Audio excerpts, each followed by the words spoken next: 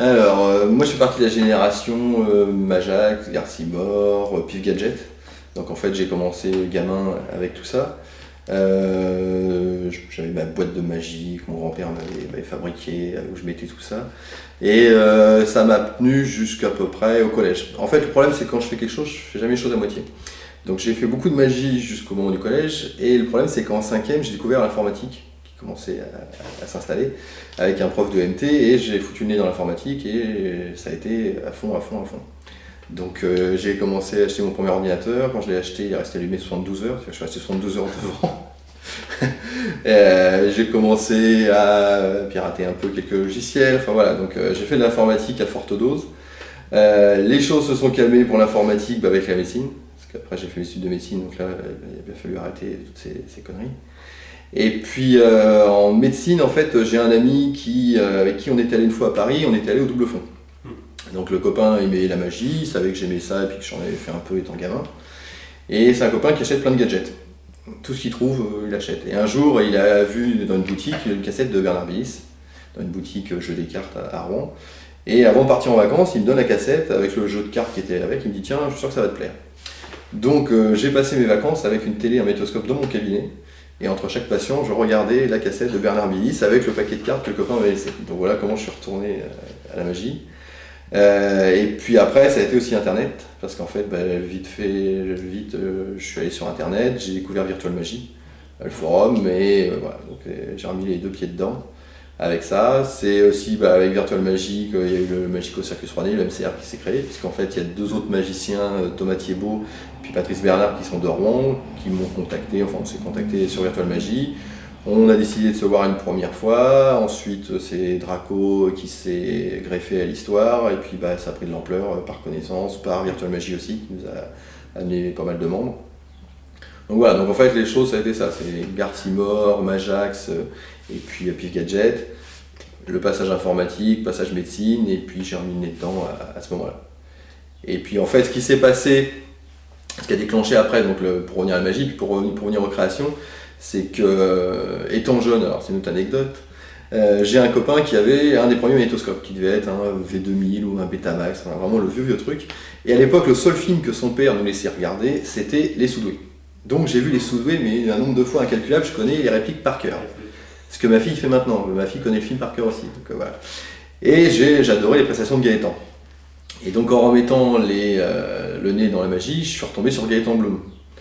Et voilà, donc la boucle était bouclée, je suis retombé sur Gaëtan quelques années après, et ça a été un peu la chose qui a déclenché, parce que, par exemple, les tours de cartes, si je le fais pas tous les jours, bon déjà, je suis pas très tour de cartes, mais si je fais pas un tour de cartes tous les jours, je me rappelle pas. Comme j'aime pas, j'imprime pas. Donc j'ai commencé avec le MCR, avec Virtual Magie, à faire comme tout le monde, à acheter des tours de magie, à me lasser assez vite, ils ont fini dans un placard. Et je suis tombé sur des notes de conf, je crois, en premier, ou des vidéos de Gaëtan, et j'ai commencé à bricoler tous les trucs de Gaëtan. Donc en bas dans mon atelier, j'ai quasiment tous les tours de Gaëtan que j'ai bricolés. Et il y en a certains que j'ai légèrement modifiés, peut-être améliorés, ça je n'irai pas jusque-là. Et voilà, c'est venu comme ça, en fait, le goût du bricolage, et puis de commencer à améliorer, à modifier les tours des autres. Et c'est surtout en fait le fait d'avoir des gimmicks qui me plaisent. Et puis le côté décalé. Dans la magie de Gaëtan, tu vas avoir des tours avec plein d'objets usuels. C'est pas un tour de cartes, c'est pas un truc avec du glimmer qui ressemble pour les gens à un truc pour magiciens. C'est des tours avec des objets usuels. Donc ça a été un peu ça l'inspiration. Ça a été le déclenchement de la magie, donc le copain qui m'a remis le nez dedans avec la cassette de Billis. Et puis après, commencer à créer des tours, ça a été avec l'inspiration de Gaëtan. Faire les tours de Gaëtan, et puis petit à petit commencer à en bricoler moi-même. Donc voilà, donc les premières réunions du MCR, ils ont dû avoir le droit à tout le répertoire de Gaëtan existant. Je leur ai fait, je me rappelle m'être pris le chou avec un truc avec l'apparition d'une omelette. Il y a un tour de Gaëtan où tu as une omelette, tu prends un réchaud à gaz, donc j'ai récupéré un vieux réchaud à gaz chez mes parents. Et en fait, tu poses le réchaud à gaz que tu allumes, tu mets ta poêle, et tu prends ta cuillère et tu touilles une omelette imaginaire. Et au bout d'un moment, il y a une vraie omelette qui est apparue dans la poêle. Donc je crois que c'est celui qui m'a pris le plus le chou à fabriquer, parce que bon, je ne dévoilerai pas le trucage, mais ça a été difficile. Donc ça a été une version modifiée pour arriver à le fabriquer, parce que j'ai quand même niqué un bon paquet de cuillères avant d'y arriver.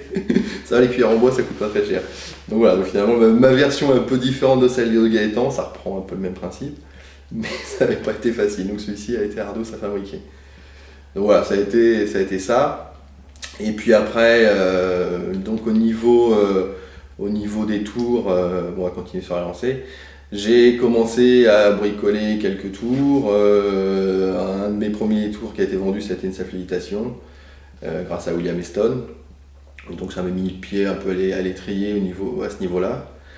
Et puis j'avais d'autres tours en stock. Donc au congrès de Saint-Étienne, j'en avais discuté avec un magasin parisien. Donc les choses devaient sortir, ne se sont pas faites. Enfin, il y a eu quelques quiproquos. Et finalement, c'est Stéphane Jardonnet, qui est en fait un magicien français qui travaillait maintenant, parce qu'il n'y est plus, chez Murphy's Magic Surprise, qui a repéré des cartes modifiées que j'avais demandé à un magicien de me faire. En fait, j'avais une idée d'un tour avec un striptease de la Dame de Cœur. Et donc ce magicien-là m'avait fait les visuels du striptease. Et bêtement, mais finalement c'était une bonne idée, il les a mis sur le forum de Virtual Magie. Donc ça avait un peu éventé l'histoire. Mais Stéphane Jardonnet a repéré ces cartes-là, les a montrées à David Blaine, et David Blaine à ce moment-là cherchait des tours pour ses prestations télévisuelles. Et donc Stéphane Jardonnet a mis sur le forum en disant « Ah bah je sais pas qui est ce tour-là, mais voilà, David Blaine trouve ça sympa ». Donc j'ai contacté Stéphane Jardonnet en lui disant les cartes elles sont à Bibi et le tour qui va avec il est à Bibi, mais si David Blaine en veut bien, je suis prêt à marcher avec lui. Donc Stéphane Jardonnet m'avait mis un petit mot en me disant écoute, je te recontacte dans un mois. Je dis bon, ça c'est comme dans les castings, laissez votre numéro, on vous rappelle. Et un mois après, Stéphane Jardonnet me recontacte en me disant voilà, qu'est-ce que tu vas me proposer?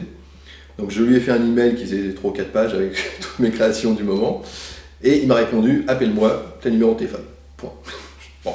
Et donc je me suis retrouvé un soir à téléphoner en Californie pendant 2 heures avec Stéphane Jardonnet, à lui expliquer tout ce que j'avais en stock. Et il m'a dit bon bah je prends tout. Et donc voilà, donc c'est comme ça que je me suis retrouvé à commercialiser des tours chez Murphy's et puis dans le monde entier. Parce que c'est assez affolant la vitesse. Enfin Murphy's est un des plus gros grossistes, voire le plus gros grossiste au monde.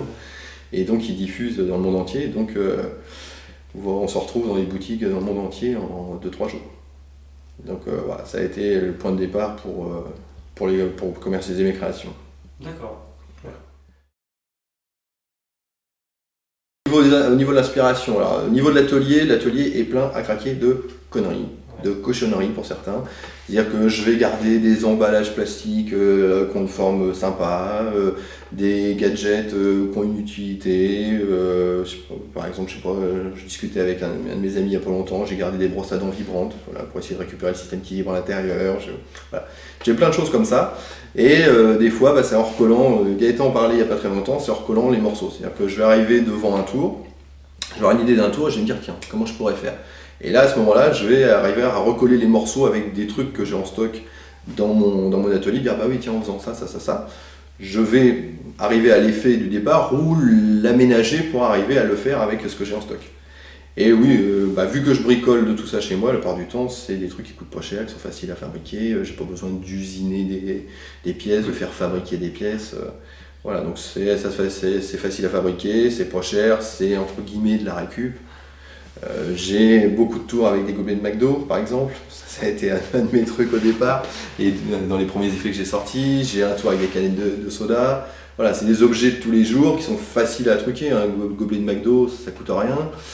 C'est du carton, on le coupe au ciseau, au cutter, on le colle à la colle ou avec du scotch. Enfin, voilà, c'est archi facile à fabriquer. Et puis dans les magasins de magie que je fréquente le plus, c'est Leroy Merlin. Voilà, parce que dans les magasins de bricolage, il y a beaucoup de choses.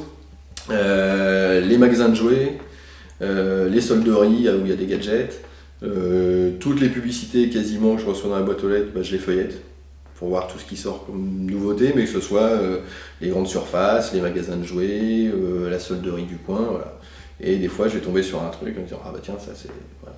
Par exemple j'avais un tour que je fais plus maintenant avec un briquet, j'avais trouvé un briquet dans un magasin qui s'appelait Le Moderne, je crois que ça n'existe plus.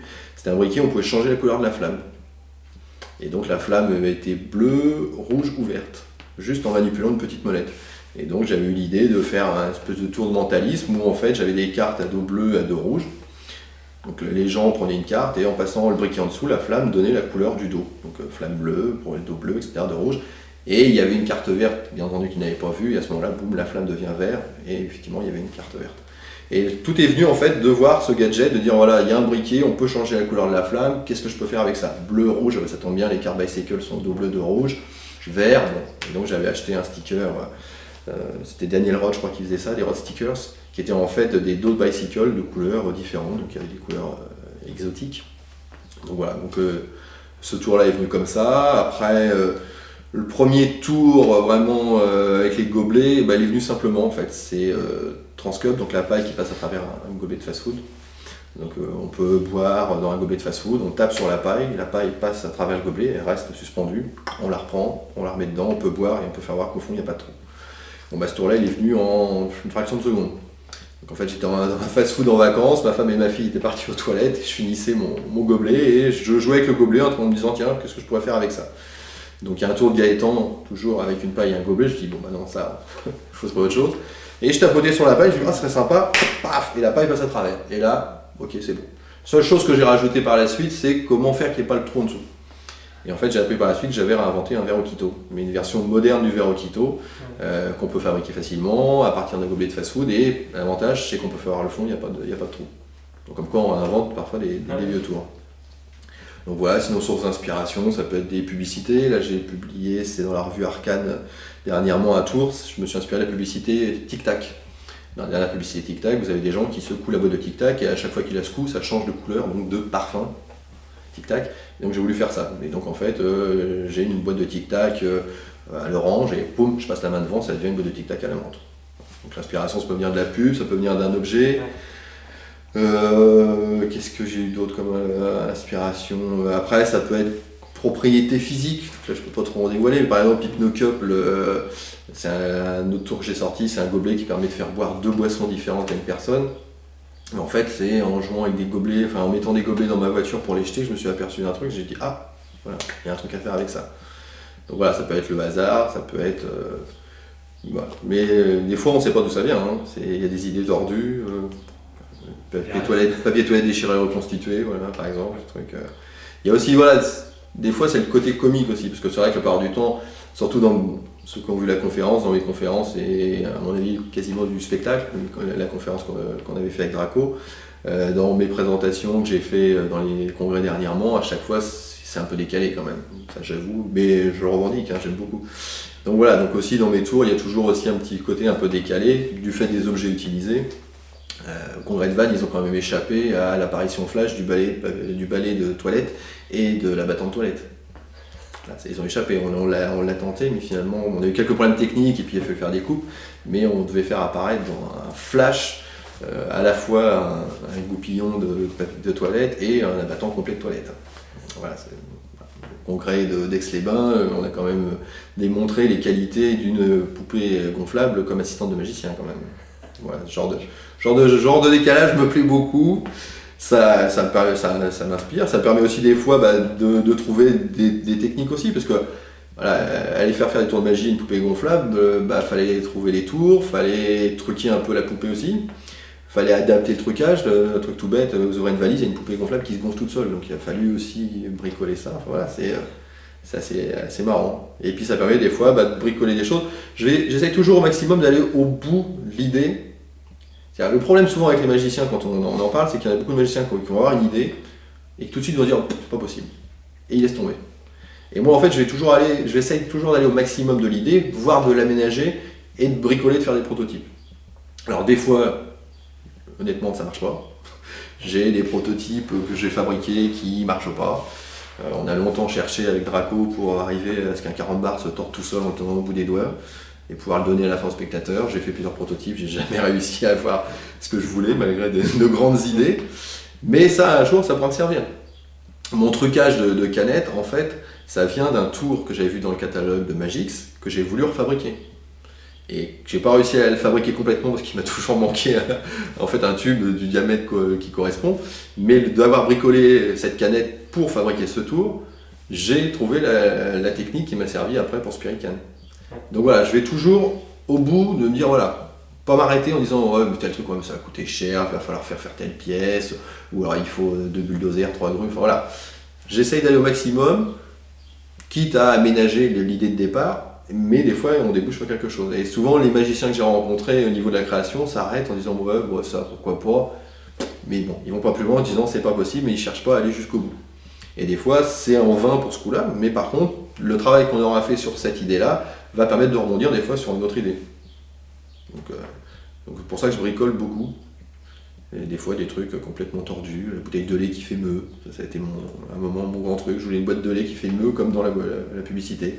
Donc voilà, meuh. Donc j'ai bricolé la bouteille, ça n'a pas été terrible au résultat, mais un truc que j'ai pas encore utilisé, j'arrive maintenant à faire une boîte à meuh qui fait meuh quand je veux. J'ai réussi à truquer une boîte à meuh, je peux la retourner à fait pas meuh, je la retourne à fait meuh, voilà, quand je veux. Ça me servira peut-être pas, mais en voulant bricoler cette fameuse bouteille de lait, j'ai réussi à trouver comment truquer une boîte à meuh. Donc voilà, donc faut, à mon avis, au niveau de processus de création, je reprends sûrement des choses que Gaëtan a dit à ce niveau-là, il faut être curieux de tout. Ça, je pense que c'est une première chose. C'est savoir, comme disait Gaëtan, une prise de courant électrique, comment ça marche, des petits trucs comme ça. Je bricole un peu en électricité, ça m'a servi pour quelques-unes de mes créations personnelles, mais ça me suffit. Par exemple, aller récupérer un vibreur dans une brosse à dents, si un jour j'ai besoin d'un truc qui vibre, j'irai récupérer le vibreur de la brosse à dents plutôt que d'aller essayer d'en fabriquer un, ou même d'aller en acheter un dans un magasin électronique, où je ne vais pas savoir peut-être le brancher, etc. Donc je bidouille, mais voilà, en sachant que si j'ai besoin d'un truc qui vibre, il y a le rasoir, il y a la brosse à dents qui vibre. Voilà, je parle pas des vibromasseurs. D'essayer d'avoir les caractéristiques de plein d'objets usuels et de pouvoir assembler ça après. Un jour j'ai eu besoin d'un système de télécommande par exemple, j'ai utilisé une petite voiture télécommandée, c'était à la mode il y a quelques années, une petite voiture qu'on branchait pour qu'elle se recharge sur la télécommande et puis qui roulait pendant 4-5 minutes. J'ai eu besoin d'un système de télécommande à distance, j'ai utilisé ce principe-là. Voilà, c'est plus de la récup, mais c'est pas de la récup, on va dire financière ou écologique, c'est plus de la récup parce que je suis assez limité peut-être sur certains domaines, mais en utilisant des procédés qui ont été mis en place par d'autres personnes en les récupérant, ça me permet de les utiliser pour la magie. Je suis incapable de construire cette petite voiture radiocommandée, par contre, l'ouvrir, voir qu'effectivement quand j'appuie sur tel bouton ça actionne ça, en fait j'ai pu enlever les parties qui m'intéressaient de ce système et l'utiliser après. Donc c'est plus de l'exploitation qu'autre chose. Mais voilà, je pense qu'il faut être curieux, ça c'est à mon avis la plus grosse chose. Il faut regarder les catalogues de jouets, les publicités à la télé, etc. Et puis surtout, il faut bricoler. Il faut faire des prototypes, même si on dit ouais, ça ne marchera pas, il faut essayer. Vu que c'est de la récupération, ça ne coûte rien, ça coûte que du temps, mais ce temps-là, il profitera un jour ou l'autre. Il faut un moment on ressortira en disant bah oui tiens, j'avais essayé de faire ça, ça n'a pas marché, et donc j'ai des prototypes dans mon atelier. J'en ai un bon paquet, alors avec les 40 bars, j'aurais 4 ou 5 40 bars différents. Par exemple, pour l'histoire des 40 bars, j'ai aussi des prototypes pour l'instant qui n'ont pas servi. Enfin bon, voilà, ça reviendra peut-être un jour. Ouais, bien sûr. Moi, déjà, ça m'occupe, c'est mon loisir, c'est une passion, et puis ça peut servir à un moment ou à un autre. Puis je suis toujours mieux à bricoler dans mon atelier que d'aller au bar, ou voilà. Ma femme préfère. Alors ça change, je veux dire, les choses sont en train de changer. En fait, le fait d'être dans les coulisses, honnêtement, ça me dérange pas. J'ai toujours aimé en fait voir un peu l'arrière. Moi, mon rêve, ça serait d'aller à un concert, je sais pas, de U2, de Lady Gaga ou quoi que ce soit, mais dans les coulisses. Voilà, voir comment ça se passe derrière. J'adore aller visiter les usines quand il y a des portes ouvertes. Voilà, je trouve ça fabuleux. Fabriquer des tours pour des magiciens, j'ai travaillé quand même quelques magiciens, j'ai travaillé beaucoup pour Draco, j'ai travaillé sur des numéros d'autres magiciens qui sont sur Virtual Magie. Donc voilà, ça me dérange pas et j'aime beaucoup parce que ça me permet soit d'élucider certains problèmes techniques qu'ils ont, de rebondir sur d'autres idées, de les guider. Voilà, je pense que malgré tout, même si j'ai pas une grosse expérience, on va dire, de la scène, j'ai quand même quelques idées qui sont, on m'a dit, pas trop mauvaises à ce niveau-là. Et jusqu'alors, ça s'est toujours bien passé. Voilà, j'ai travaillé beaucoup sur le numéro de Pago. Ça s'appelle La Magie des Étoiles, son numéro. Voilà, j'avais aidé aussi un peu Antoine pendant un moment avec une histoire de cartes signées qui sont retrouvées dans le dos, graffées. Enfin voilà, donc, mais bon, moi ça m'amuse beaucoup, à la limite, plus il y a de magiciens qui me demandent de leur donner un coup de main, et plus je m'amuse, donc ça m'a jamais gêné. Par contre, je dois avouer qu'au congrès de Vannes, d'avoir présenté le championnat de France en faisant la conférence sur scène, j'ai pris beaucoup de plaisir. Et ça me manque un peu maintenant. C'est-à-dire que jusqu'alors, faire les conférences, faire de la conférence spectacle, c'était très bien, ça m'amusait. Puis je pense que ça permettait aux gens, au pire, de passer 1h30 à s'amuser, et 1h30, 2 heures à s'amuser, et au mieux d'apprendre beaucoup de choses. Mais voilà, au pire, ils passaient au moins 1h30 à s'amuser. Et là, à Vannes, ça a été quand même une bonne expérience. Je pense qu'avec Pontus, on s'est bien amusé. Je pense que le concept a beaucoup plu aux gens. Notre prestation, visiblement, a beaucoup plu aussi. Et étonnamment, je suis arrivé avec zéro stress. Ça a été un peu bizarre. Bon, la gestation de Vannes a été très difficile, on passera là-dessus. Mais je suis arrivé à Vannes, j'avoue que même encore, je suis encore actuellement surpris de la façon dont ça s'est passé. Je suis arrivé avec zéro stress. Autant la première conférence à Arcachon, j'étais liquide. Je suis sorti de la première conférence, j'ai dû mettre 1 heure avant de redescendre sur Terre. Voilà. Et là, je suis arrivé à Vannes, j'ai préparé mes affaires, je suis rentré sur scène, on a fait le taf. L'après-midi, on est remonté sur scène, on a fait le taf. Hein. Voilà, franchement, bon. Alors, peut-être que c'était un moment béni des dieux, où voilà, peut-être que la prochaine fois, j'aurai un trac fou. Là, j'avoue que j'en reviens toujours pas. Donc ça a été un peu bizarre l'histoire des conférences, c'est-à-dire que il y a quelques années sur Virtual Magie, pour aider un magicien de Nantes qui était malade, ils avaient décidé de faire au double fond une conférence de plusieurs magiciens pour récupérer des fonds pour ce magicien qui était malade et qui avait des problèmes financiers. Donc avant, je me rappelle, ça devait être avant les vacances de Pâques, ça s'était fait cette histoire, et donc j'avais proposé de donner un coup de main. Voilà. Et je rentre des vacances de Pâques, je me branche sur la toile magie et je vois des conférences au double fond, c'était le 1er mai si je ne me trompe pas, avec Gaëtan Bloom, Gérard Bachner, Romaric, David Ethan. Et là, je suis resté scotché sur l'écran, je dis oui, mais j'ai jamais fait de conférence. Le double fond, c'est quand même un peu mythique pour moi et puis beaucoup de magiciens. Donc me retrouver avec tous ces magiciens connus au double fond pour faire une première conférence, ça m'a fait tout bizarre quand même, arriver devant l'écran. Et donc là, j'étais devant le fait accompli, il a fallu que je fasse quelque chose. Donc j'ai demandé à Draco de me donner un coup de main parce qu'on s'entendait bien, j'aime beaucoup son humour, enfin voilà, ça marchait bien entre nous à ce niveau-là.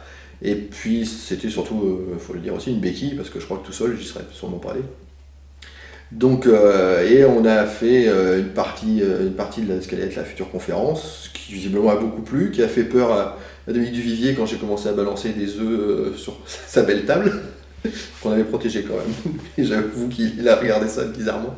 Je pense qu'il n'a jamais dû voir un magicien balancer des œufs sur sa jolie table d'un double fond.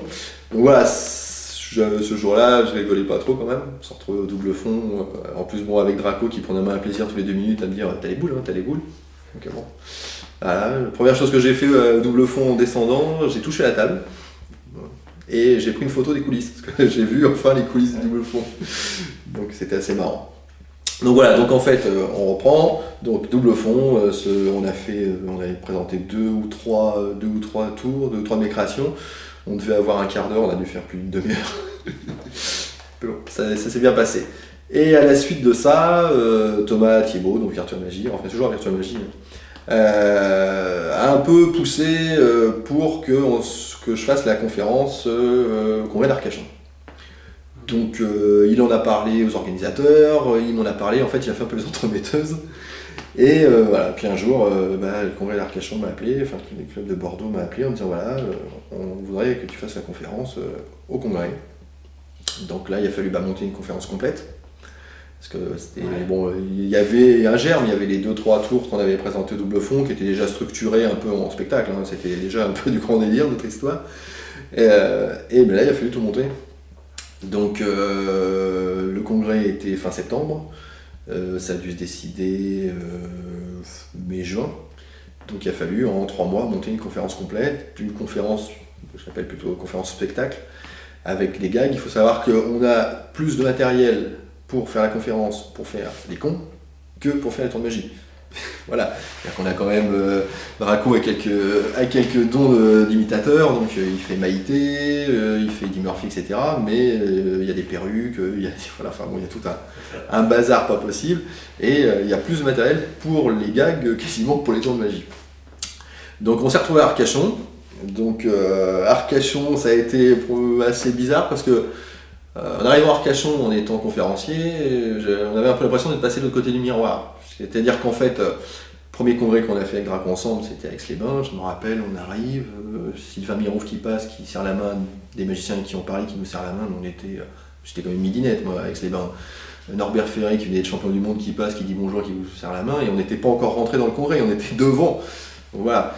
Et à Arcachon, on est arrivé en étant conférencier, des gens qui d'habitude on admirait se retrouvaient à venir nous dire bonjour et à nous parler comme si on était copains. Donc entre autres pour nos copains. Donc voilà, donc c'était déjà ça, c'est drôle parce qu'on a l'impression d'avoir passé une étape. Et autre chose, c'est qu'on s'est retrouvé à faire la première conférence du congrès, qui était en fait juste avant l'ouverture du congrès. Et donc en fait, quand on a fait la conférence, il n'y avait rien d'autre dans le congrès. Donc on a eu plus de 400 personnes dans la salle. Donc on s'est retrouvé à faire notre première conférence complète devant une salle de 400 personnes. Voilà, donc un peu les boules quand même.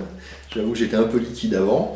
La conférence s'est plutôt bien passée, on a eu de bons retours. Et en sortant de la conférence, oui, j'ai eu 1 heure à aller prendre l'air dehors, à essayer de réaliser ce qui se passait quand même. Et voilà, le congrès a été une folie parce que ça a été beaucoup d'organisation. Déjà pour la conférence, on avait un ami qui faisait championnat de France, qui avait beaucoup de matériel, on s'est occupé de son matériel. Enfin, ça a été épuisant comme conférence. Coucher très tard, lever très tôt, un peu de méditation pour la conférence, méditation pour le copain. Et puis on a refait la conférence une deuxième fois, en fin de congrès, avec un petit peu moins de monde parce que c'était une deuxième fois, et puis l'horaire était pas facile, enfin bon ça c'est... Mais surtout c'est qu'il y avait Gérard Majax et Gaëtan Blum qui étaient debout au fond de la salle en train de me regarder pendant toute la conférence. Donc ça met un peu la pression, j'avoue que régulièrement j'ai regardé en me disant qu'est-ce qu'ils vont dire, qu'est-ce qu'ils vont penser, enfin j'avoue que ça m'a mis beaucoup de pression. Je pense que j'avais plus de pression ça que limite la première fois. La première fois, voilà, mais là d'avoir Gaëtan et puis Gérard Majax juste devant pendant toute la conférence, ça m'a fait drôle. Donc je me suis empressé à la fin de la conférence d'aller les remercier et puis essayer d'avoir quelques échos. Donc visiblement ça s'est très bien passé. Gaëtan m'a invité à aller boire un verre après pour faire un peu un débriefing, pour m'expliquer quelques trucs, parce que il a quand même une expérience au niveau des conférences, pour corriger quelques détails, quelque chose qui était amélioré. Donc voilà, donc Arcachon a été un grand congrès à ce niveau-là. Et suite d'Arcachon, en fait, il y avait un système qui était mis en place, les congressistes votaient pour la meilleure conférence du congrès. Finalement, les résultats n'ont jamais été officialisés, on va dire, mais en fait, c'est nous qui avons été la meilleure conf du congrès d'Arcachon. Et donc, la carotte, c'était une tournée dans les clubs AFAP. Et donc, Pascal Marc, qui organisait cette conférence, enfin cette tournée, m'a appelé un jour en me disant écoute, voilà, moi je m'étais engagé de toute façon à faire tourner la meilleure conférence du congrès, donc quand est-ce que tu es dispo pendant 2 semaines pour que je monte une tournée? Donc Pascal nous a monté une tournée, on a passé en 15 jours, on a dû faire 11 dates entre la Belgique et la France avec Draco, sachant qu'on a fait aussi ponctuellement cette conférence aussi un peu, on va dire, à droite et à gauche. On avait fait Lyon avant à Feu Magique Boutique. Voilà, on l'a déjà fait tourner ponctuellement, mais là on est parti 15 jours en continu. Hôtel, voiture pleine à craquer avec tout le matériel, les œufs pour 15 jours de conférence, parce que il nous faut 6 œufs à chaque conférence, les canettes truquées pour... voilà, enfin il y avait des caisses entières de matériel, et à chaque fois on rechargeait, et hop, voilà. Donc on a passé 15 jours sur les routes, c'était une sacrée expérience, parce qu'en fait, ça passe très vite. Bon, on est très content d'entrer à la maison, parce que c'est quand même épuisant, c'est un rythme de fou, vous avez un copain qui vous appelle, t'es où? Vous regardez autour de vous, parce que vous savez même plus où vous êtes, vous savez plus quel jour vous êtes. Puis à la fin, finalement, vous vous rendez compte que les 2 semaines ont passé à une vitesse dingue. Vous rencontrez plein de monde, vous passez du bon temps, vous faites des copains. Enfin, maintenant, je vois beaucoup de copains de Strasbourg. On a eu la chance de rencontrer Christian Schellmann, que j'avais déjà vu au Congrès d'Angers, en fait. Au Congrès d'Angers, Christian Schellmann était venu, avait fait des espèces de spectacles, un peu conférences, le soir, ça s'appelait Magie Minuit. Et j'avoue, en magouillant, j'ai suis allé aux 3. En fait, il y en avait 3, je devais en voir qu'une, je suis allé aux 3 à la suite. Bébel l'a fait aussi. En fait, on est deux magiciens à avoir vu les 3 magies minuit. Alors peut-être, je dirais, ceux de l'organisation, ça je sais pas, mais en tout cas, on est dans la salle, on était 2 magiciens à avoir vu les 3 magies minuit, Christian Schellmann, Bébel et moi. Mais c'était très bien. Et honnêtement, c'était très bien parce que l'avantage, c'est qu'en fait, bon, je respecte beaucoup Christian Schellmann, etc. Mais des fois, il est un petit peu particulier au niveau relationnel avec certaines personnes. Donc, la première conférence, il nous a fait, on va dire, du grand Schellmann, c'est-à-dire qu'il en a fait beaucoup. Et la deuxième, il a été, on va dire, plus proche des magiciens, il s'est livré un peu plus. Et la troisième, on était entre copains, quasiment. Et donc c'était assez marrant de voir l'évolution entre la façade, voilà, je suis Christian Schellmann, je suis un bon magicien, etc. Et à la fin, quasiment copain. Et Christian, j'avais discuté un peu avec lui lors du congrès au marchand de trucs. Et c'était assez marrant parce qu'à chaque soirée, il me voyait, on échangeait quelques mots. Et je lui avais fait part, c'est vrai qu'il y avait eu une évolution sur les trois magies minuit. Et donc voilà, Christian Schellmann après a insisté pour qu'on fasse la conférence à Bruxelles, dans la boutique de magie de Bruxelles. Et on a eu la chance après-midi, de déjeuner avec lui, il nous a emmené dans le restaurant où il emmène tous les grands magiciens. Donc on était assis, je crois que c'est Draco qui était assis au siège où était Max Mavon quelques temps avant. Et l'après-midi, il nous a fait visiter le Surnatéum, enfin son musée. Et Draco a vu aussi sa démonstration de triche. Moi je l'avais déjà vu, mais sa démonstration de triche, Draco qui était... Et là, jamais fait, t'es dans la cour des grands, avec son accent. Mais voilà, c'est... Voilà, donc on a vu ça, ça nous a permis de connaître Dan Leclerc et Eric Robestan de Strasbourg, avec qui on est resté très liés. Ça nous a permis de rencontrer plein de monde, enfin ça a vraiment été une expérience d'enfer. Donc la conférence a continué à tourner après ponctuellement. On est retourné à à Bordeaux, parce qu'en fait lors du congrès d'Arcachon, les gens de l'organisation n'avaient pas vu la conférence. Et donc ils nous ont demandé de faire la conférence pour l'anniversaire du club. Donc on est retourné à Bordeaux faire la conférence pour le, je sais plus quel anniversaire du club. Donc pareil, c'était très sympa. Voilà, donc c'est toujours des bons moments parce que ça permet de voir des magiciens à tous les horizons, de se faire des copains, de voir des magiciens connus, mais que des fois dans les congrès on court, on n'a pas le temps de discuter. Donc non, très très bien. Et puis après, on nous a demandé au congrès d'Aix-les-Bains de faire le passe magique. Donc c'est là où on a fait la prestation avec la poupée gonflable. Donc là ça a été aussi un grand stress parce qu'en fait on trouvait ça très rigolo. Le problème c'est qu'on s'est retrouvé à passer après Xavier Mortimer. Donc Xavier Mortimer, quelqu'un d'extraordinaire, son spectacle est extraordinaire, enfin, c'est un mélange de magie, de poésie, de visuel, de jonglerie, enfin c'est splendide. Mais passer avec une poupée gonflable derrière Xavier Mortimer, fallait le faire quand même. Donc voilà, ça a été un petit peu un stress, surtout que jusqu'à notre passage, ça a été des numéros de magie, on va dire classiques ou poétiques comme celui de Xavier. Et nous on arrive avec nos gros sabots, avec nos gags, avec la poupée gonflable, etc. Mais visiblement ça a bien marché, on nous a même dit que ça avait un peu réveillé l'ambiance. Et j'ai beaucoup aimé le fait que Jean Merlin vienne nous voir à la fin pour nous féliciter, parce qu'il avait beaucoup aimé, voilà, ce genre de choses qui m'avaient beaucoup touché. Aix-les-Bains, Draco avait fait aussi une petite apparition pour présenter au gala de Close-Up, je crois. Et donc la poupée gonflable est revenue sur scène. Et elle a refait une apparition après avec celui qui présentait le gala de Close-Up. Donc Draco c'est au gala de scène, et au gala de Close-Up c'est Étienne Pradier qui faisait la présentation, il nous avait réemprunté la poupée gonflable. Donc Daniela a fait 3 apparitions au congrès d'Aix-les-Bains. Mémorable, elle est toujours dans sa valise en bas, elle n'est pas resservie depuis. Et puis après, ça a été Vannes en fait. Donc au congrès de Vannes, on nous a demandé de faire la présentation du concours de scène, mais en faisant une conférence. Donc c'était un gros challenge. Initialement c'était pour faire une conférence, et ils ont eu cette idée-là. Les conférences, déjà les créneaux de conférence étaient pleins, ils ont eu cette idée-là. Donc visiblement c'est un truc qui n'a jamais été fait. Donc en fait on a présenté le gala, et moi j'avais fixé, donc on avait 8 minutes entre chaque concurrent du concours, pas du gala. 8 minutes entre chaque concurrent. Et en 8 minutes il fallait faire un effet et l'expliquer. Sur scène, dans un théâtre, devant le rideau. Donc ça a été des contraintes techniques, en temps, en place, en visualité aussi, parce que, enfin, c'est pas français, visualité. En visibilité. Parce que quand on est dans une conférence, dans une salle, là où vous vous retrouvez dans un théâtre où il y a, je sais plus combien il y avait de place dans le théâtre, bon, c'est pas du tout la même chose. Vous vous retrouvez avec une scène qui était beaucoup plus grande que ce qu'on pensait. Ça a été la première surprise quand on est rentré dans le théâtre le premier jour, c'est qu'on s'est retrouvé avec une scène qui était immense. Donc voilà, il a fallu occuper la scène, il a fallu limiter quelques allées et venues sur les côtés qu'on avait prévus. Donc voilà, il a fallu aménager aussi au dernier moment. Mais voilà, ça a été une super expérience. On s'est beaucoup amusé avec Spontus à faire ça, puisque en cours de route, Spontus a remplacé Draco au pied levé.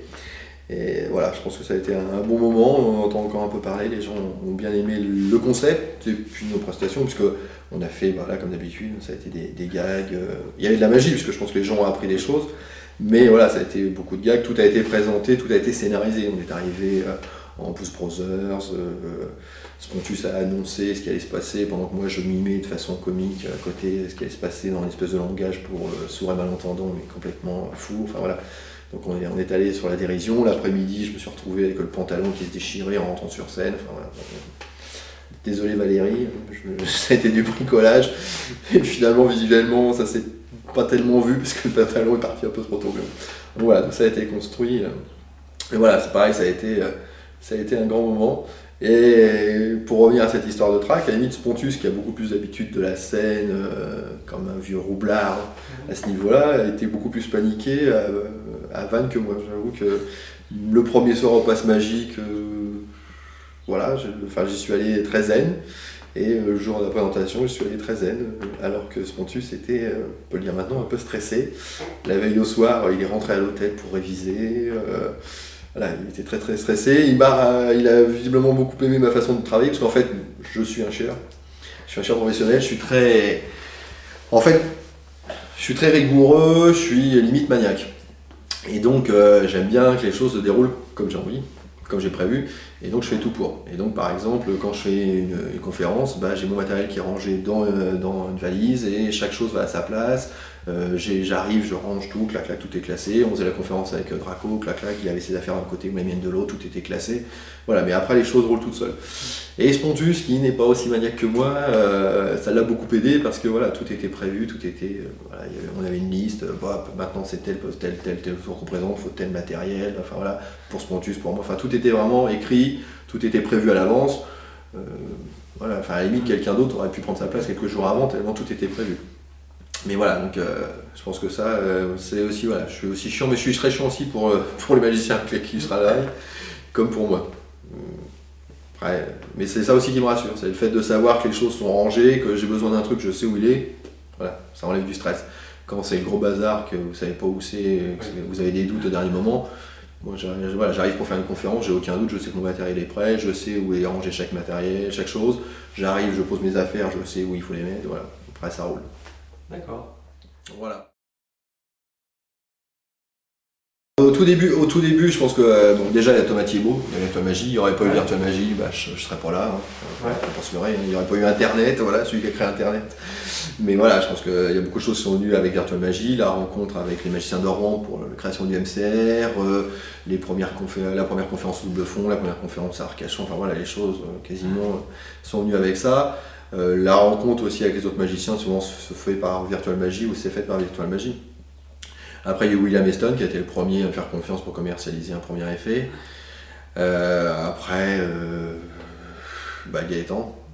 Je crois que bon, je suis allé. La première conférence auquel j'ai assisté c'était Gaëtan. On était allé voir Gaëtan Bloom au GMRT, si je ne me trompe pas, ou GRMT. En fait c'est un club de magiciens du côté de Tours, donc on était allé exprès à Tours passer une journée et puis voir la conférence de Gaëtan. Donc, quelque chose qui m'a beaucoup touché, il y a une conférence de Gaëtan double fond il y a quelques années. En fait, j'avais discuté avec Gaëtan avec Virtual Magie sur certaines de mes créations. Donc à l'époque, il y avait la boîte à bœufs qui fait bœuf quand je veux. Et il y avait ma roulette russe avec des œufs. Et on avait discuté avec Gaëtan et de fil en aiguille, Gaëtan a rebondi sur d'autres idées qu'il avait en stock, etc. Et Gaëtan faisait sa conférence 2 jours de suite au double fond. Il savait que j'étais là à une des conférences, mais il ne savait pas laquelle. Et j'étais à la deuxième. Et à un moment, Gaëtan commence à parler de la conférence des conférences qu'on avait fait, auquel il n'avait pas assisté, mais il avait envoyé une vidéo pour ça. Donc il avait dit voilà, c'est bien qu'il y ait un peu de solidarité entre les magiciens, qu'il y ait certains sites de magie qui permettent de faire ça.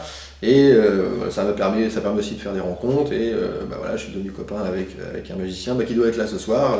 Tu peux allumer les lumières. Et donc il a fait allumer les lumières de double fond pour savoir si j'étais là. Visiblement, il avait fait la même chose la veille. Et donc voilà, donc ça m'a un peu touché parce que c'était la première fois qu'on se rencontrait directement. C'est-à-dire, j'avais déjà assisté à ces conférences, mais de façon anonyme. Et voilà, donc et puis après, c'était la pause de la conférence. On s'est retrouvés tous les deux dehors pour discuter. Donc ça a été la première grosse rencontre avec Gaëtan. Après, j'ai eu la chance d'aller chez lui où il m'a filé le virus des bouquins. Voilà, je garde de bonnes relations avec Gaëtan, qui pour moi reste un modèle en magie. J'ai eu l'occasion aussi, toujours grâce à Thomas Thiébourg, on y revient, à rencontrer Sylvain Mirouf. Voilà, je m'entends très bien aussi avec Sylvain. La première fois qu'on s'est vu avec Sylvain m'a donné entre guillemets un os à ronger. Et en fait, il avait une idée qui lui trottait dans la tête, il avait quelques solutions, et il m'a fait part de son idée pour essayer de voir quelle idée j'allais trouver, quelle solution j'allais trouver pour son problème. Et puis voilà, ça a été un peu entre guillemets une mise à l'épreuve. Il ne me l'a jamais avoué, mais je pense qu'il y avait un peu ça dans l'idée. Donc on s'est revu aussi avec Sylvain. Sinon dans les rencontres, Eric Roumestan et puis Dan de Strasbourg, qu'on a croisé lors des conférences et puis qu'on a revu depuis sur les congrès. Norbert Ferré qui est vraiment quelqu'un de super charmant, c'est un amour. Et après tous les magiciens sur le MCR, soit Spontus, Draco, Prota, enfin voilà, le casino de Forgezo, enfin le festival de Forgezo, tous les ans on voit beaucoup de monde. Qui d'autre, il y a tellement de monde, Thierry Chanen, qui est quelqu'un vraiment très très très bien, qui a de bonnes idées, qui s'occupe de l'équipe de France de magie. Candide, avec qui j'ai passé un très bon moment, un peu surnaturel, un peu surréaliste en fait, à Vannes, à la fin de notre prestation. On a rangé un peu notre matériel et on est allé sur le quai de chargement derrière le théâtre prendre l'air. Et en fait, je me suis retrouvé à discuter pendant 1 heure assis par terre avec Candide sur la magie, sur nos créations respectives. Donc j'ai passé un très bon moment avec Candide, assis par terre, à fumer une cigarette lors du congrès de Vannes. Qui d'autre, Aline Ouira de la boutique AMF, qui est vraiment quelqu'un qui a une culture, quelqu'un de charmant, qui a une énorme culture. Donc j'ai eu l'occasion de rencontrer sur des congrès, lors de la conférence au club près de Marseille. J'ai revu dernièrement là, dans sa boutique, il a ouvert une superbe boutique à Toulon. Donc je risque de retourner faire un tour là pendant mes vacances. Voilà, croiser Monsieur Hornecker, Monsieur Duvivier, Alexandra qui est quelqu'un de très charmant aussi. Il y a tellement de monde. J'avoue que je reste un peu encore un peu midinette. Me retrouver à croiser ces gens-là, ça me fait toujours quelque chose. Je crois qu'en fait le truc c'est qu'en fait je suis pas magicien professionnel. J'ai une société qui me permet de commercialiser mes tours, de faire mes prestations de conférences, etc. Mais bon, je suis médecin et c'est ma profession. Je passe plus de temps quasiment quand même à faire de la médecine que de la magie. Et voilà, et je garde quand même beaucoup de recul là-dessus et je reste toujours émerveillé par tout ce qui m'arrive. J'ai pas besoin de la magie pour vivre. Quasiment tout ce que je gagne, c'est investi dans les bouquins. Donc pour moi c'est que du bonheur. Je fais mes conférences, je suis toujours étonné de voir autant de monde. Norbert Ferré qui vient me voir, qui vient discuter avec moi, je suis toujours épaté. Me retrouver à 7h du matin avec Pilou qui vient d'être champion du monde dans un théâtre pour les répétitions du championnat de France d'Arcachon. Tous ces moments-là pour moi ça reste toujours magique en fait. J'avoue que je suis heureusement pas encore blasé de tout ça et j'y prends toujours autant de plaisir. Là ce week-end il y a la journée marchand de trucs à Paris, je vais voir Carlos Vaquera, je vais voir Peter Ling, je vais revoir Julien Labigne. Dans les grands moments aussi, aller voir Magicien tout est écrit au Splendide et puis se retrouver à la fin avec Jean-Luc Bertrand qui fait ah oui c'est toi l'éléphant, super logo, merci Kozu, parce que c'est Kozu qui m'avait fait ce logo là. Je vous raconterai l'histoire après du logo. Et voilà, donc Jean-Luc Bertrand qui se rappelle de mon logo, me retrouver quelques temps après avec Sébastien Bossière qui me demande quelques coups de main pour des prestataires. Tout ce qui m'arrive, pour moi, ça reste toujours magique. J'y prends toujours autant de bonheur. Bon, des fois, il y a quelques choses moins rigolotes, mais dans l'ensemble, Mais je pense que c'est, voilà, j'ai pas besoin de ça pour vivre, donc je prends ça comme ça vient, ça se fait, c'est bien, ça se fait pas, bon bah c'est dommage, voilà, mais j'ai pas besoin de ça. Je pense que quand on est médecin professionnel, qu'on a besoin de ça pour vivre, ça change complètement la donne. On y prend toujours du plaisir, mais il y a une part de plaisir qui s'enlève à cause des obligations, il faut bien bouffer. Hein. Voilà. Alors le coup du logo. Donc le logo, en fait, le logo, je cherchais un logo et il y a Kozu qui est un magicien qui avait donné un coup de main pour le MCR, pour faire des affiches, qui en fait est même un magicien que Patrice Bernard avait contacté sur Virtual Magie en disant je suis tout seul sur Rouen, et Kozu il dit mais non, il y a David Ethan qui est, enfin à l'époque c'était pas David Ethan, il y a d'autres magiciens sur Rouen et c'est lui qui a fait un peu, qui nous a fait rencontrer. Et donc j'ai demandé à Kozu de me trouver un logo. Et Kozu, je lui dis bah écoute, je sais pas, moi comme surtout la création, un cerveau, des engrenages, je lui dis attends, c'est bon, ça c'est périmé, je vois ce que je peux faire et je t'envoie quelque chose. Et quelques jours après, Kozu m'envoie le logo avec l'éléphant en lévitation. Et tout de suite, je fais waouh, super. Et j'ai commencé à demander aux gens ce qu'ils en pensaient. Donc j'ai eu le droit à quel est le rapport avec l'Afrique. Ça veut dire quoi ta magie aussi lourde qu'un éléphant. Enfin voilà, en gros j'ai eu que des commentaires négatifs sur ce logo. Et à la fin j'ai dit bah écoutez, je fais ce que je veux, c'est pour moi il me plaît. Et finalement, voilà, Jean-Luc Bertrand, quelques temps après, me dit ah ouais, super le logo avec l'éléphant, c'est génial. Donc finalement j'ai bien fait de le garder, mais au premier, si j'avais écouté les gens, j'aurais jamais gardé ce logo là. Alors qu'il m'a beaucoup plu immédiatement. Donc comme quoi des fois il faut écouter les autres, mais il faut aussi des fois faire en fonction de soi. Et bien sûr, ouais, voilà le logo. Et alors David Ethan, d'où est-ce que ça vient? En fait, on s'est retrouvé un jour, le MCR on faisait un spectacle aux planches à Dieppe, les planches à Dieppe, qui était un restaurant qui n'existe plus maintenant, c'est la Thalasso à la place, hein, ça a été cassé. Et il a fallu faire des affiches et tout, et étant médecin, je préférais prendre un pseudonyme parce que je trouvais que c'était pas. Voilà, ça séparait les deux choses. Et je me suis retrouvé un mercredi après-midi à chercher un pseudonyme. Essayez une fois, vous allez voir, c'est vachement pratique. Vous vous dites, voilà, maintenant il faut que je trouve un nouveau nom. Donc j'avais trouvé quelques idées, mais sans plus. Et en fait, David Ethan, c'est venu de Ethan Hawke dans Mission Impossible. Voilà, puis éthanol, à l'époque je faisais des effets avec du feu, avec j'avais un truc avec le pouce en feu, voilà, enfin bon. Et donc je trouvais que ça sonnait bien, David Ethan. Voilà, donc c'est venu comme ça, puis il fallait bien trouver quelque chose. Donc voilà, ça sonnait pas trop mal. Voilà. Ce n'est pas juif parce que j'ai rien contre ça, mais il y a des gens qui m'ont souhaité, je sais plus quelle fête juive, en me disant en t'appelant David Ethan, obligatoirement t'es juif. Non, désolé, j'ai rien contre, hein, je respecte tout à fait, mais non. C'est plus voilà, version Ethan Hawke, Mission Impossible, je trouve que ça sonnait bien. Bon, c'est venu comme ça, puis après voilà, c'est resté. Alors par contre, un truc assez rigolo, c'est qu'en fait, j'ai appelé mes parents pour leur dire. J'ai trouvé ça un peu. Enfin, je sais pas, ça me faisait bizarre en fait de changer de nom, quelque part. Et donc j'ai appelé mes parents pour leur dire que voilà, je prenais un pseudo pour faire de la magie. Voilà, je sais pas, c'est un truc qui m'a paru. Je sais pas, d'un côté ça me gênait de changer de nom par rapport à mes parents, et d'un autre côté ça me paraissait évident de les prévenir. Donc j'ai appelé mes parents pour les prévenir. Voilà. Bon, ça les a pas choqués, hein, mais ça les choque peut-être plus en fait. Mes parents ont une relation un peu bizarre avec ça. C'est qu'en fait, en gros, dans ma famille, on est des rares à avoir eu le bac et en plus j'ai fait médecine. Alors, voilà. Et c'est une très grande fierté pour mes parents, ce que je comprends.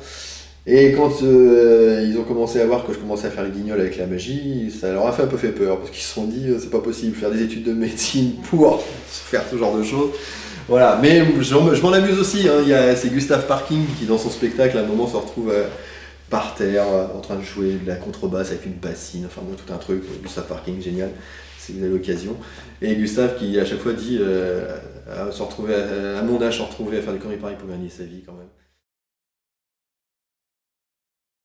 Et, voilà, et moi souvent ça m'arrive de me dire, entre autres à Vannes quand je me suis retrouvé derrière le rideau en caleçon, enfiler avec précaution le pantalon qui était truqué pour qu'il s'arrache et à demander à quelqu'un de mettre mes chaussures parce que je pouvais pas me baisser sinon le pantalon craquait. Et là vous dites 13 ans d'études pour faire des conneries comme ça. Voilà. Ou le premier spectacle du MCR aux planches à Dieppe où je faisais l'annonce des consignes de sécurité habillant d'hôtesse de l'air. Voilà, donc il y a une vidéo qui traîne mais on la cachera celle-là. Et là, vous vous retrouvez en robe, en talons, derrière le rideau, avec un bruit de Boeing, et avec les deux copains qui rigolent avant d'ouvrir le rideau, et là vous dites, purée, mais qu'est-ce que je fous là? Mais qu'est-ce que je fous là? Grand moment aussi, juste avant, c'est d'aller aux pissotières en robe, j'avais jamais fait ça. Vous rigolez beaucoup, hein, ça fait bizarre quand même. La routine avec l'omelette russe avec les œufs, où l'œuf dur est en fait un peu mollet. Il y a le président du club de la FAP de Bordeaux qui se retrouve, Serge Arial, qui se retrouve avec l'œuf qui lui coule sur le front. Ça fait drôle. Première conférence à Arcachon, j'ai un tour avec des bulletins de loto. On choisit une personne au hasard. La personne n'a jamais vu un bulletin de loto de sa vie. Voilà, comme quoi même dans les conférences, on arrive à avoir des trucs, un tour aussi avec du Coca-Cola, avec une personne qui n'aime pas le Coca-Cola. Voilà, donc bon, on se retrouve. Qu'est-ce qu'il y a eu d'autre comme moment comme ça? Il y en a eu quelques-uns. Au congrès de Vannes, quand ça a été râpé complètement, parce qu'en fait, au congrès de Vannes, donc on avait fixé 8 minutes entre chaque numéro, et pour des petits problèmes d'organisation, ils nous ont demandé de réduire un moment. J'ai dit, bah écoute, ça va être difficile, hein. Déjà, on a tout prévu pour 1 minute. J'ai dit, là, je peux gagner 4 minutes, mais enfin voilà, je peux couper en 2, mais c'est tout, je peux en faire en plus. Et donc finalement, on rentre, on fait nos 4 minutes et on ressort. Le problème, c'est que derrière, les autres, eux, avaient vraiment besoin d'1 minute pour s'installer. Donc il y a eu un trou. Donc on s'est retrouvé avec Spontus à venir faire de l'improvisation sur la scène. Et là, Spontus est parti en live, et les gens ont adoré sur les gens qui bradent la magie, ceux qui travaillent au black, etc., etc. Et moi à côté, je savais pas quoi faire, donc j'ai commencé par m'allonger et à demander à Patrick, qui s'occupe des lampes, de finalement allumer la lumière rouge pour qu'il finisse par arrêter, parce qu'il était parti pour nous faire 1 heure. Donc voilà, qu'est-ce qu'on a eu d'autre comme grand moment comme ça? Il y en a plein. Qu'est-ce qu'il y a eu d'autre comme ça, comme les tours qu'on loupé? Enfin oui, on a eu des trucs qu'on loupé. Des trucs qu'on loupé. Ça arrive parfois. Oui, je sais pas, ou des trucs, Guillaume Julia, mon gobelet qui permet de faire boire 2 boissons. Pour la première fois on le teste, en fait le MCR me servait de test grandeur nature, et avec Draco on avait testé pas mal des morceaux de la conférence. Et donc entre autres, pour le fameux gobelet qui permet de faire boire 2 personnes, on fait une espèce d'hypnose donc en imitant Eddie Murphy. On le fait avec Guillaume Julia, et il ne connaissait pas le tour. Et dans la deuxième boisson, en fait, il est passé du Coca-Cola à la vodka pure. Donc ça lui a fait tout drôle. Autre grand moment aussi, oui, à Lille. Conférence à Lille, un tour où on fait semblant, à la fin d'un tour, on fait semblant de boire de l'eau écarlate. Bien entendu, les bouteilles sont vides, rincées et tout, et c'est de l'eau qui est à l'intérieur. Mais comme Draco m'avait fait quelques gags précédemment, je lui ai mis de la vodka aussi à la place. Et donc Draco s'est retrouvé à prendre une bonne rasade de vodka et est parti dans les coulisses en hurlant, et les gens n'ont pas compris sur le coup, j'aurais expliqué, ça les a fait rire après, mais sur le coup... Voilà, parce que Draco régulièrement pendant les conférences partait en live, me lançait des petites vannes, des petits pics pour essayer pour me faire rigoler, pour que ça dérape. Donc ça dérapait souvent, ça partait en live régulièrement les conférences, et Draco était spécialiste de ce genre de choses. Voilà, une petite fleur, enfin il avait quelques chansons comme ça, I Believe I Can Fly. Pendant la tournée de conférence, j'ai eu le droit à I Believe I Can Fly, je sais pas combien de fois par jour. Alors il me sortait en me faisant des rébus, des charades ou en le chantant. J'ai eu le droit à l'imitation du magicien qui était décédé juste avant, une petite table, une petite chaise, voilà. J'ai eu le droit à Otto Wesley. Ah oui, il y a eu des grands moments pendant les conférences.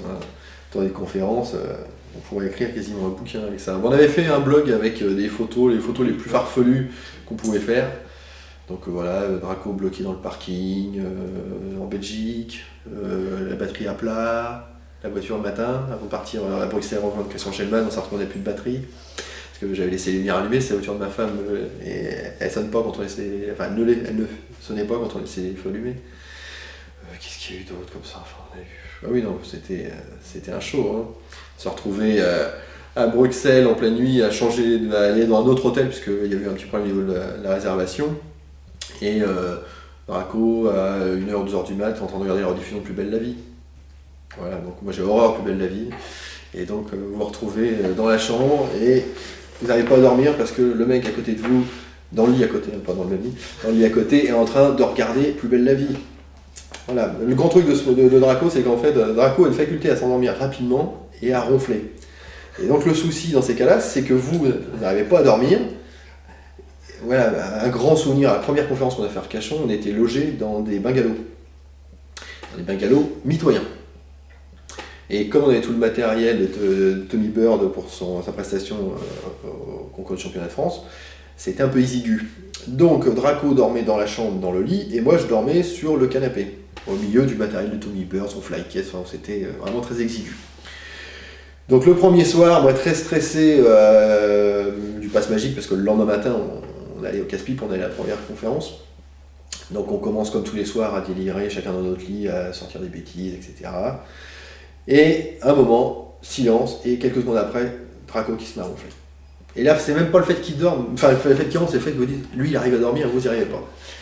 Et peu de temps après, un couple qui rentre, qui occupait le bungalow juste à côté, et qui commence à avoir des ébats torrides.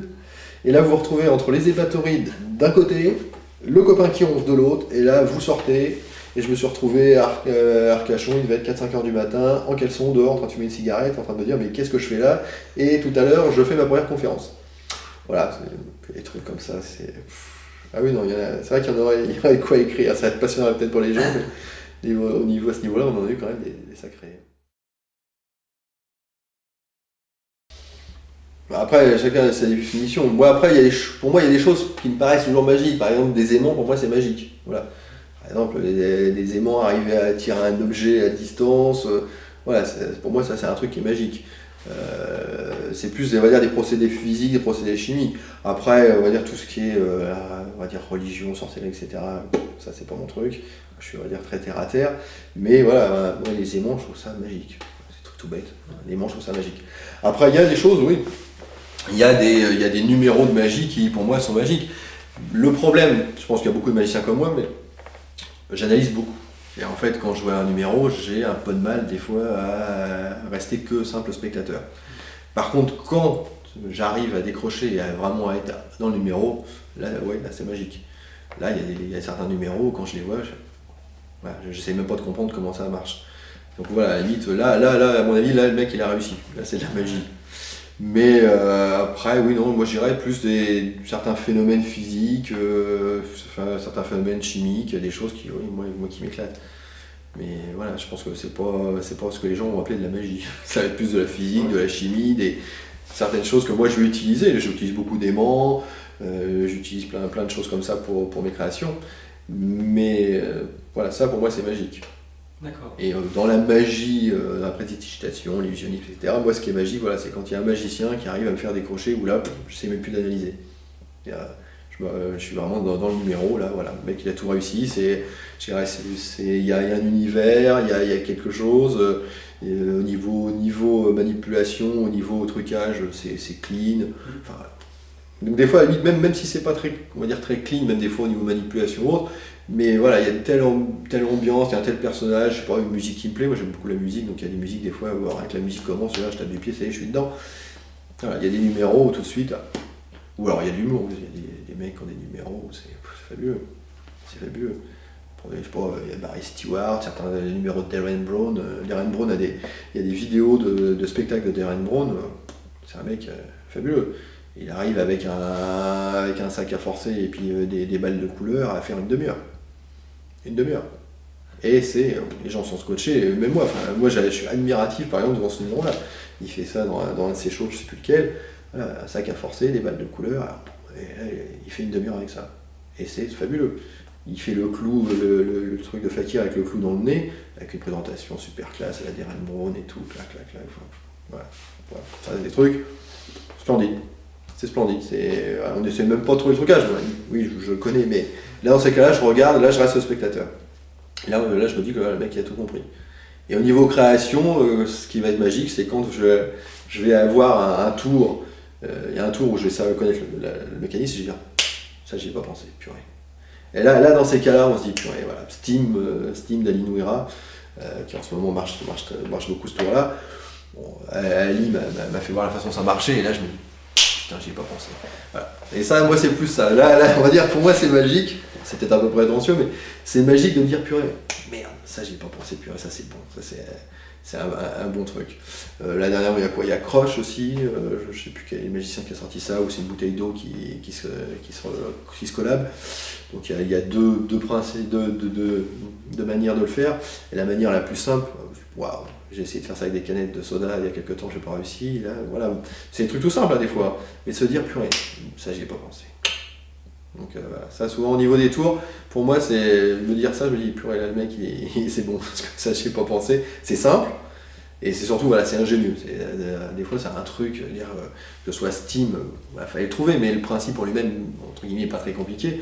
Crush, la version entre guillemets non truquée, voilà, c'est des trucs, entre guillemets, quand on sait, on dit purée, c'est évident. Il y a quelques temps, il y avait aussi un tour qui était sorti avec une nouvelle version avec une bouteille d'eau qu'on retourne et l'eau ne coule pas. Flow, voilà, Flow de Dan House, je crois. Voilà, pareil. Quand on a l'explication, on se dit purée, c'est pas vrai, pourquoi j'ai pas pensé? En plus, voilà, c'est un truc que j'ai déjà utilisé, voilà, je vais pas trop en dire, mais. Et là, c'est génial.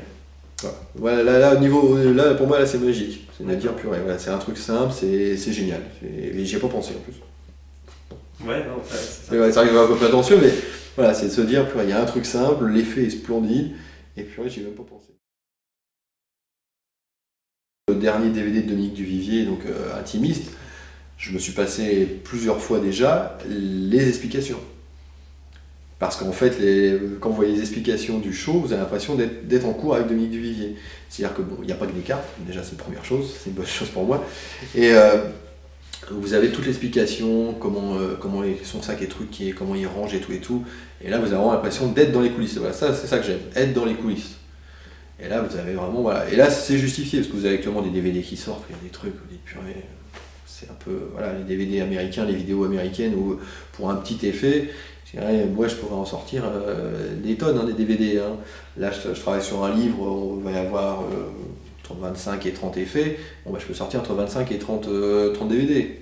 Mais bon, je vois pas vraiment l'intérêt, c'est vraiment pour faire du fric et je serais pas à mon avis très fier. Autant je suis très content de sortir ce livre, autant si j'ai sorti 30 DVD avec un seul tour sur le DVD avec un seul effet, voilà, je trouve que c'est un peu l'usine Afrique.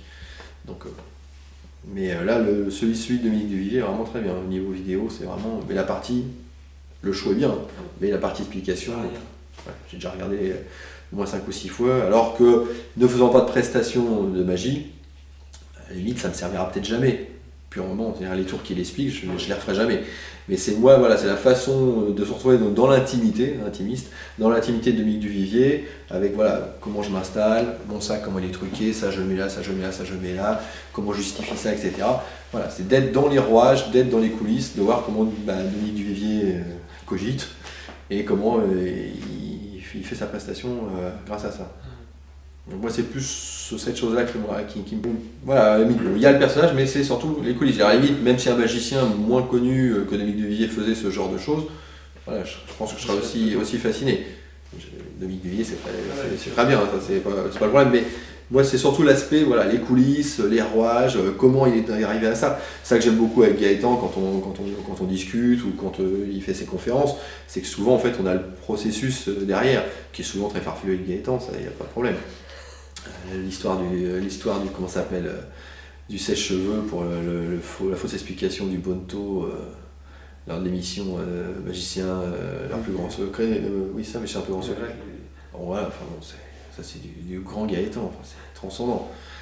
Voilà, ça c'est le genre de choses que j'adore chez Gaëtan, ce genre de délire.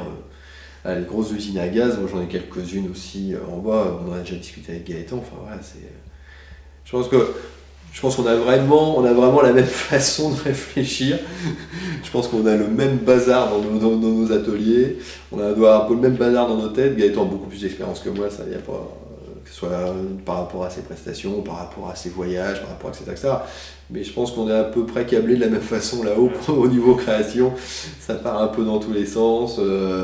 Il y a souvent un peu de aussi dans les effets de Gaëtan, hein, dans ses derniers effets, il y a, là dans son dernier DVD qui est sorti, c'est des reprises en fait de vieilles VHS. En bonus, il y a un tour qui est la pêche au canard, voilà, c'est une pêche au canard de gamin, mais façon Gaëtan. Voilà, donc ça c'est le genre de choses qui me plaît beaucoup. Donc c'est à mon avis la personne. Il y a Sylvain, mais Sylvain va être plus peut-être sur des chose un peu plus sérieuse. Je veux dire, je m'entends très bien aussi avec Sylvain Mirouf, on discute régulièrement au téléphone, on échange beaucoup, mais Sylvain va être plus côté sérieux. Gaëtan va être plus côté délire. Voilà. Je pense que tous les deux ont un peu la même façon un peu de bricoler dans leur tête, mais Sylvain va être plus sur peut-être des choses un peu plus classiques, un peu plus sérieuses. Bon, je pense qu'il a été obligé aussi, hein, il a quand même passé beaucoup de temps à la télé chez Drucker, donc il était aussi dans un personnage, il va pas aimer le genre idéal. Ouais. Voilà, mais bon, c'était un peu en costume, il pouvait pas arriver et puis faire du gros délire. Alors que Gaëtan est un peu dans cet esprit-là. Dans les émissions de Gilles Arthur, il avait aussi un peu un rôle de clown chinois. Enfin voilà, donc c'est plus le côté clown chez Gaëtan. Et puis bon, c'est plus un peu moi dans mon esprit, plus ce genre de délire qui me tente. Il y a plusieurs choses, je pense. Bon, il y a le côté commercial qui s'est énormément développé avec Internet. Ça, il ne faut pas se leurrer. Maintenant, on peut accéder à de la magie très facilement avec Internet, ce qui n'était pas le cas auparavant. Les gens, surtout on va dire la caricature, les ados américains, il y a un tour qui va sortir, on a les trailers avant, qui sont souvent tournés de façon à déguiser beaucoup de choses, qui ne sont pas tout à fait honnêtes parfois. Les vidéos sortent, elles sont en chargement direct, elles sont vendues très rapidement, et en fait c'est de la consommation, c'est rien. Ils achètent le tour pour savoir comment ça marche, et je suis sûr que la majorité ne le refont pas. Voilà. Et le problème c'est qu'après ça se retrouve sur des sites, je sais pas, Imul, Idonké, en téléchargement illégal. Donc je pense qu'il y a le côté commercial qui est ce côté commercial là que j'aime pas du tout. Il y a un côté par contre qui commence à devenir un peu plus intéressant avec la démarche par exemple d'Ali Nouira de la boutique AMF où lui il ne vend que les tours qu'il aime, qu'il connaît par cœur, et pour la limite lesquels il a quasiment tous trouvé une façon de présenter différente, où il a trouvé des trucs en plus. Donc là vous savez que voilà, vous aurez un truc de qualité, c'est pas un simple marchand, c'est voilà, quelqu'un qui vraiment connaît bien les tours. S'il vend quelque chose, c'est que pour lui c'est un bon tour. Vous allez voir Ali, vous lui demandez un FP, je suis pas sûr qu'il vende des FP Ali, voilà, par exemple, pour vous dire. Voilà, vous avez aussi marchand de trucs j'ai un trou, marchand de trucs, c'est Ludo, qui lui a plus une démarche un peu bizarre magie, Christian Schellman, où lui va vendre plutôt ce genre de choses. Il y a de plus en plus au niveau boutique, je pense qu'il y a des boutiques maintenant qui s'orientent un peu spécialisées de qualité. Où ça va pas être du supermarché de la magie, il en faut, hein. Moi honnêtement, quand j'ai besoin d'un FP, je suis bien content de trouver un marchand de trucs qui vend des FP. Mais certaines boutiques vont être spécialisées. J'ai besoin d'un truc un peu mentalisme, magie bizarre, je vais chez marchand de trucs chez Ludo, je veux le dernier tour à la mode, mais être sûr que c'est vraiment un truc qui est killer, etc. Je vais plutôt aller chez Ali. Donc voilà, je pense que ça, à ce niveau-là, il y a déjà un tri qui se fait à ce niveau-là. Et après, au niveau de la magie, il y a l'avantage maintenant, je pense que j'avoue, je ne suis pas à la FAP, malgré que j'aille au congrès, mais d'un autre côté, vu que je ne suis pas à la FAP, je donne plus d'argent à la FAP tous les ans en allant au congrès, puisque je paye le plein tarif, que si je prenais ma carte. Donc si vous voulez faire des économies, je prendrais ma carte et je serais tranquille. Mais je m'amuse toujours à dire que, vu comment je délire, personne acceptera de signer pour ma carte. Donc c'était grand chose. Tiens, dans les autres rencontres, on a un dîner avec Francis Tabary à Strasbourg. On avait vu en exclusivité, en avant-première, son portefeuille, avec une routine où il apparaît des billets de 500 €, des vrais, un serveur chinois dans un restaurant alsacien. Et voilà, ça c'était un grand moment, et Francis disait que lui voulait bien signer, il voulait bien signer pour qu'on soit à la FAP avec Draco.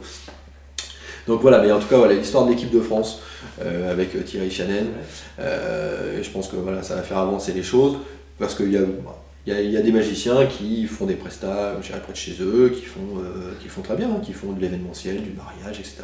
Et il en faut, c'est très bien, il y en a qui gagnent très bien leur vie avec ça.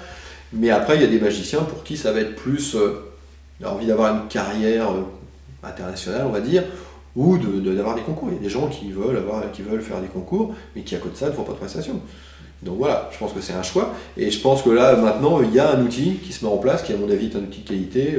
J'aime beaucoup Thierry Channen, je pense que c'est quelqu'un qui est très compétent là-dedans, et visiblement ça marche, puisque là dernièrement au congrès de Saint-Vincent, sur 6 podiums, 6 places, je crois qu'ils en ont eu 5.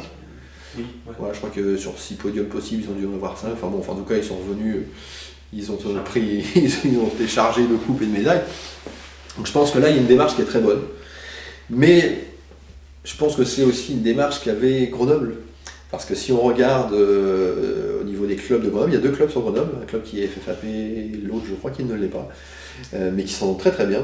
Et ils ont eu un peu cette démarche-là depuis quelques temps au niveau de Grenoble, de travailler en groupe, de s'aider entre eux. Et on s'est quand même retrouvé avec quelques champions de France, voire champions du monde, qui viennent de Grenoble depuis quelques temps. Le champion de France de Angers, je n'ai plus son nom en tête, avec son numéro de manipulation en Gem 007, et de Grenoble. Il y a Pilou qui est de Grenoble, on a Candide qui est de Grenoble, on a quand même beaucoup de magiciens qui ces dernières années ont eu des récompenses qui sont de Grenoble. Et à Grenoble, il y avait cette émulation avec les 2 clubs, avec certains, Jean-Philippe Loupi, Lancelot, j'en oublie d'autres, puis je les connais peut-être pas tous. Voilà, cette émulation, cette envie de travailler, cette envie d'aller de l'avant sur des numéros et de se mettre au service des autres pour les aider, pour qu'ils avancent. Ce qui manque peut-être à certains autres endroits, et c'est ce qu'ils sont en train de faire, à mon avis, dans la FFAP avec cette histoire de championnat de France. Et ce genre de choses qui sont très bien. Limite, moi, j'ai dit à Thierry si un jour il avait besoin pour quelques bricolages ou quoi, qu'il n'hésite pas à me contacter. Mais je pense qu'un magicien qui veut avancer pour faire une carrière, pour faire des concours, il est obligé de se faire aider. C'est toujours bien de se faire aider, même pour faire des prestats, pour faire l'événementiel, pour s'améliorer. Mais je pense que quelqu'un qui veut vraiment aller se présenter dans des concours, il faut qu'il se fasse aider. C'est pas une honte, quoi. C'est pas une honte, c'est surtout... On a discuté sur les magie il y a encore peu. Tous les grands magiciens actuellement connus, ils ont des équipes derrière eux. Des Ren Brown, ils ne travaillent pas tout seuls. Il y a Anthony Owen, il y avait David Berglas, il y avait plein d'autres magiciens derrière lui. Copperfield, il a mis combien de gens derrière? Il y a Chris Kenner, il y a Sébastien Clerc, Golf Français. Tous ces gens-là, ils ont du monde. Je crois que c'est Copperfield qui disait qu'il était le meilleur parce qu'il s'était entouré des meilleurs. Donc voilà, quand on veut arriver, je pense, à un certain stade, il faut savoir se faire aider par les gens, alors les meilleurs qu'on peut trouver, qu'on peut s'offrir si on est riche. Et voilà, c'est la seule chose. On ne peut pas tout seul, dans son coin, devant son miroir, à mon avis, arriver à monter un numéro qui permet d'être champion de France, voire d'aller à la FISP. Ça, je pense que c'est complètement utopique. Ça, je pense que ça, c'est impossible à faire. Donc moi, en plus, j'aime justement aider les magiciens à chaque fois que les magiciens m'ont demandé de les aider, j'ai toujours fait avec plaisir, et puis c'est toujours très bien passé. Et je pense que c'est une chose que les magiciens doivent avoir en tête. Se faire aider, voir des copains, aller dans les clubs pour s'améliorer, pour son plaisir, ou pour faire des prestats, ok. Et après, je pense que quand on veut aller à l'étape au-dessus, il faut de toute façon se faire aider par des gens compétents. Et c'est un entraînement, c'est une stratégie, c'est sûr qu'après, entre guillemets, on perd du plaisir, mais le résultat, il est là. Et tous ceux de l'équipe de Grenoble qui ont eu des résultats, c'est parce qu'ils ont travaillé dur, ils se sont fait entourer par des gens compétents, Jean-Philippe Loupi, Lancelot, etc. Ils ont eu l'expérience des premiers aussi, parce que je pense que Pilou leur a apporté aussi des éléments de fait de son expérience, Candide aussi, ces gens-là, en fait, quand ils sont allés gagner à la FISM ou à Blackpool pour Candide, etc., ça leur a aussi amené une expérience qu'ils ont pu transmettre aux autres. Et ceux qui arrivent derrière, ils vont bénéficier de cette expérience-là que les autres ont eue. Et voilà, il y a toute cette émulation. Donc je pense qu'il y a ça aussi qui est en train de se dégager actuellement avec l'équipe de France de la FAP. Mon livre l'année prochaine. Voilà, le projet. Ça va être bien. Ça, j'avoue que c'était un truc qui me tenait à cœur. Bon, ça fait quand même plus d'un an et demi que je travaille dessus. La gestation aura été difficile. J'espère que le bébé sera pas trop moche. 1 an et demi de boulot, puis il reste encore du boulot, parce que je pense que maintenant c'est plus du boulot entre guillemets ingrat et technique, avec de la mise en page, des tournures de phrases à changer, des choses comme ça, mais on est obligé d'y passer. Mais ouais, j'avoue que la première fois que j'avais sorti, mon premier tour, quand j'ai eu le booklet, je suis allé chercher à l'imprimerie, j'étais quand même, ça fait quand même quelque chose. Là, je pense que le livre, quand je vais signer le bon à tirer, je vais avoir le premier dans les mains, ça va faire quelque chose quand même. Ça va être une chose. Puis bon, et puis derrière, c'est de se dire, je vais peut-être pouvoir retourner en tournée. Voilà, retourner faire des conférences, ça me plairait bien quand même. J'avoue que ça me manque un peu là.